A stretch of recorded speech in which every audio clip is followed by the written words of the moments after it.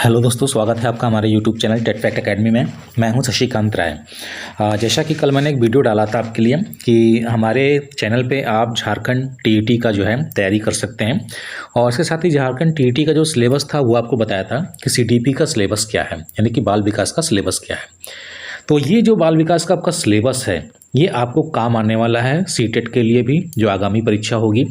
उसके साथ ही UP super TET जो 2024 में होने वाला है उसके भी काम आएगा, उसका भी सिलेबस यही है और कुछ एक्स्ट्रा है वो आपको अलग से वीडियो बनाएंगे सुपर टेट के लिए, तो आप उसमें पढ़ सकते हैं। इसके अलावा आपका एचटेट हुआ या किसी भी टीईटी एग्जाम्स का ये बेसिक जो है कॉन्सेप्ट वाले जो है चैप्टर्स होते हैं जो कि सीडीपी या बाल विकास में पूछे जाते हैं। तो मैंने कल सिलेबस डिस्कस किया था, जिन लोगों ने सिलेबस ना देखा वो जाके चैनल पे देख सकते हैं। और सिलेबस के मैंने बताया था कि आपको टॉपिक वाइज जो आपका सिलेबस है उसके टॉपिक वाइज ही आपको हम यहाँ पे वीडियो प्रोवाइड कराएंगे। तो उसका जो है पहला टॉपिक था बाल व्यवहार, और बाल व्यवहार में बाल व्यवहार का सिद्धांत उसका जो है आपका पहला टॉपिक था जो यहाँ पे आप देख रहे हैं। ठीक है, तो बाल व्यवहार का जो सिद्धांत है उसका टॉपिक लेकर के आए हैं। और ये बाल व्यवहार का सिद्धांत ये सिर्फ इतना ही वीडियो नहीं है, इसके अलावा भी इसके 4 पार्ट और हैं, क्योंकि एक वीडियो में मेरा पूरा नहीं आ पा रहा है, तो इसके 4 पार्ट और हैं। चारों पार्ट कंटिन्यू आएंगे।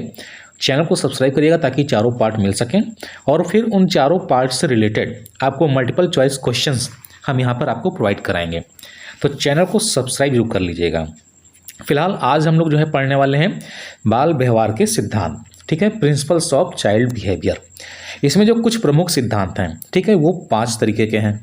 5 जो हैं प्रमुख बाल व्यवहार के सिद्धांत हैं। ठीक है, और इसके बाद आपको अभी और कुछ अन्य सिद्धांत होते हैं वो आपको नेक्स्ट पार्ट्स में मिलेंगे, इसकी उपयोगिता मिलेगी, काफ़ी चीज़ें हैं। 4-5 पार्ट्स में ये वीडियो बनाया हुआ मैंने। ठीक है, तो आपको यहाँ पे अभी जो है कुछ प्रमुख सिद्धांत जो हैं बाल व्यवहार के उनके बारे में डिस्कशन करेंगे, वो भी विद एग्जाम्पल, जो कि जल्दी आपको किसी और चैनल पर नहीं मिलेगा। ना तो एग्जाम्पल्स मिलेंगे, ना कॉन्सेप्ट मिलेगा, और ना ही उसी से रिलेटेड यानी जो मैंने पढ़ाया उसी से रिलेटेड मल्टीपल चॉइस क्वेश्चन मिलेंगे। ठीक है, तो वीडियो को आप पूरा देखिएगा, बढ़िया से पढ़िएगा, समझिएगा, आप आसानी से इससे अच्छे नंबर ला सकते हैं। यहाँ पर जो है सबसे पहला जो बाल व्यवहार का सिद्धांत है वो है वातावरणवाद, जिसको आप बिहेवियरिज्म बोलते हैं, और दूसरा है आपका अनुकरण, जिसको आप सोशल लर्निंग थ्योरी बोलते हैं। तीसरा आप पढ़ेंगे मनोविश्लेषण का सिद्धांत, जिसको साइकोलॉजिकल थ्योरी बोलते हैं, साइकोलॉजिकल या साइकोलॉजिकल, ठीक है, या साइकोएनालिटिकल थ्योरी बोलते हैं। चौथा आपका संज्ञानात्मक विकास का सिद्धांत है, जिसको कॉग्निटिव डेवलपमेंट थ्योरी के नाम से जानते हैं। और पांचवा आप पढ़ेंगे जैविक सिद्धांत, जिसको बोलते हैं बायोलॉजिकल थ्योरी। इन 5 सिद्धांतों के बारे में जो कि मुख्य सिद्धांत हैं, और इसके अलावा भी इसके अन्य सिद्धांत हैं उनको भी डिस्कस करेंगे हम लोग। इन 5 सिद्धांतों के बारे में इस वीडियो में आप जानने वाले हैं, पढ़ने वाले हैं, और एग्जाम्पल के साथ में। ठीक है, तो आइए शुरू करते हैं। पहला सिद्धांत लेते हैं। पहला आपका जो है बिहेवियरिज्म, वातावरणवाद। वातावरण सिद्धांत यह मानता है कि बच्चे का जो व्यवहार है, ठीक है, बच्चे का जो क्या है, बच्चे का जो व्यवहार है, बच्चे का व्यवहार उसके वातावरण द्वारा नियंत्रित होता है।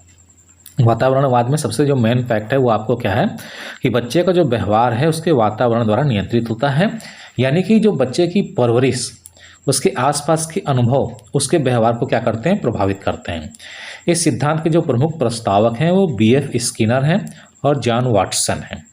इनके अनुसार सीखना प्रोत्साहन और दंड के आधार पर होता है। सीखना किस पे होता है, डिपेंड करता है, प्रोत्साहन, रीइंफोर्समेंट, और दंड, पनिशमेंट के आधार पर होता है वातावरणवाद में। ठीक है, और इसके प्रस्तावक कौन कौन हैं, BF स्किनर हैं और जॉन वाटसन हैं। तो ये लोग इसको उदाहरण से समझाते हैं कि जैसे उदाहरण क्या बता रहे हैं, यदि किसी बच्चे का अच्छा व्यवहार करने पर इनाम जैसे चॉकलेट या प्रशंसा मिलता है तो वह उस व्यवहार को क्या करेगा, बार बार रिपीट करेगा, दोहराएगा।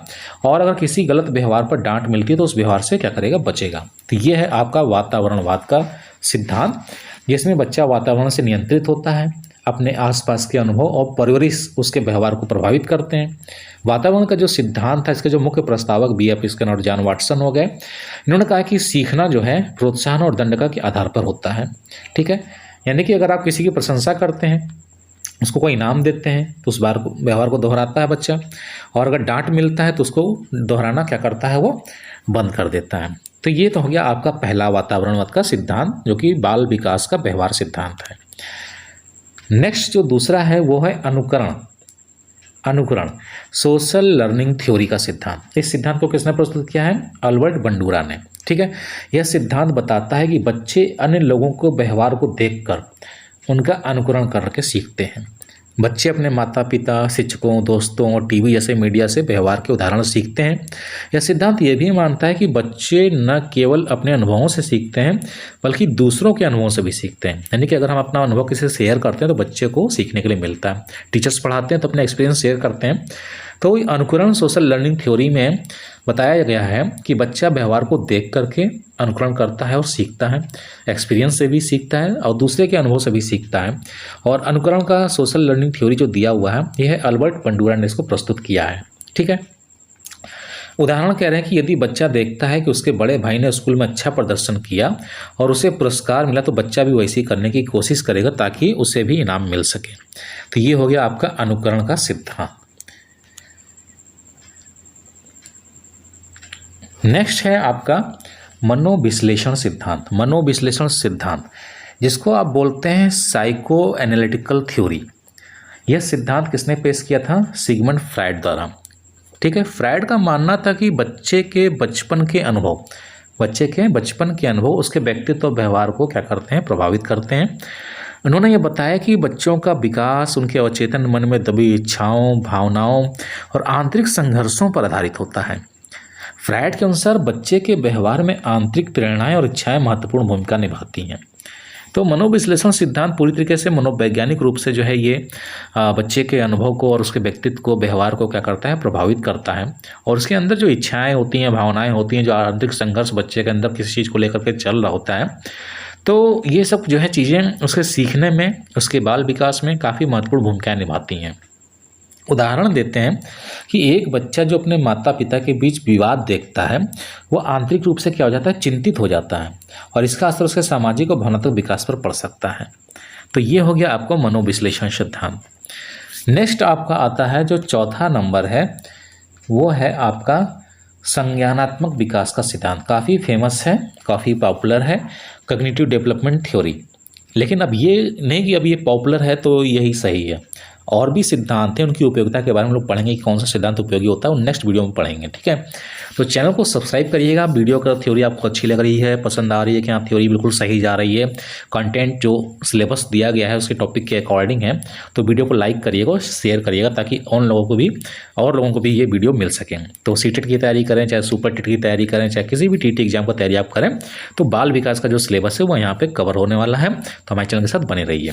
तो चौथा सिद्धांत कौन सा है? चौथा है आपका संज्ञानात्मक विकास का सिद्धांत, जिसको आप बोलते हैं कॉग्निटिव डेवलपमेंट थ्योरी, और फेमस है। जीन पियाजे ने इसको विकसित किया था, सब जानते हैं। यह सिद्धांत बताता है कि बच्चे का व्यवहार उसके संज्ञानात्मक विकास के चरणों पर निर्भर करता है। बच्चे का जो व्यवहार होता है किस पर डिपेंड करता है? संज्ञानात्मक विकास के चरणों पर। बच्चे का मस्तिष्क विभिन्न चरणों में सोचने और समस्याओं को हल करने की क्षमता विकसित करता है। पियाजे ने संज्ञानात्मक विकास के चरण बताए हैं। कितने चरण बताए हैं? 4 चरण बताए हैं। पियाजे ने संज्ञानात्मक विकास के कितने चरण बताए हैं? 4। पहला है संवेदी मोटर अवस्था, सेंसर मोटर स्टेज, पूर्व संक्रियात्मक अवस्था, प्री ऑपरेशनल स्टेज, ठोस संक्रियात्मक अवस्था, कॉन्क्रीट ऑपरेशनल स्टेज, और चौथा है औपचारिक संक्रियात्मक अवस्था, फॉर्मल ऑपरेशनल स्टेज।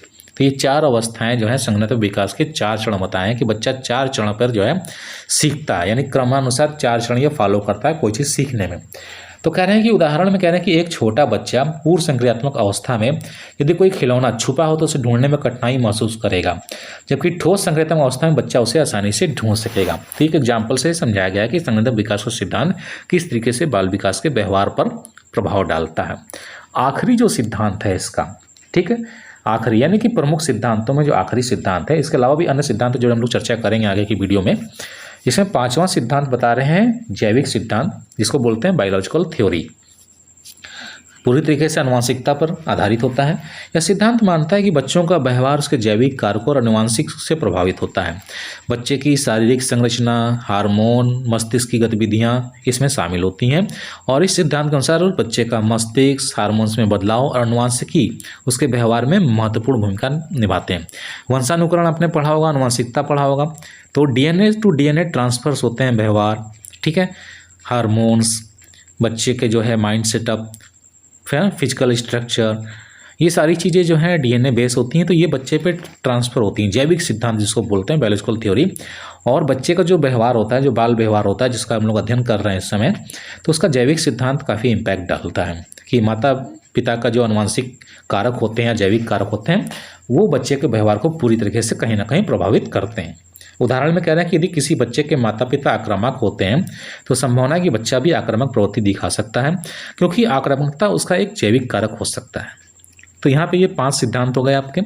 ठीक है, निष्कर्ष क्या निकलता है? अब निष्कर्ष क्या निकलता है?